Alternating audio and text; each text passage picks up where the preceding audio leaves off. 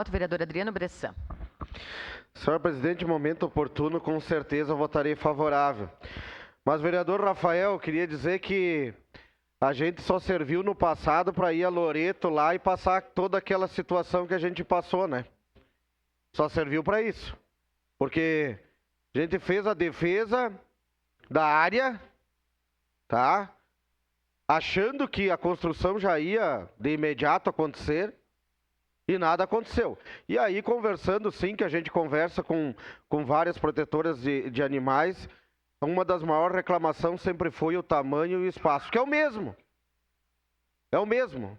Lá cabe 500 cachorros, se fizessem, que não fizeram nada, né? Nem a pedra fundamental lá não fizeram, nem o buraco, o primeiro buraco não fizeram para dizer vai ser aqui, ainda não fizeram, né? Vai ser do mesmo tamanho. E isso é uma reclamação porque existe uma preocupação muito grande. Porque se nós já estamos com um problema seríssimo de tantos cachorros que estão na rua nesse momento, com um espaço para 500 cachorros, vai ser do mesmo tamanho? Então já começa errado. Já começa errado. E aí colocaram nós numa fria lá em Loreto, lá, que deu toda aquela confusão. E a gente achou, não, agora sim, achamos a área, agora vai ser construído, agora vai ser entregue mais uma obra que só foi conversado, só ficou na conversa. E entregar, efetivar, nada.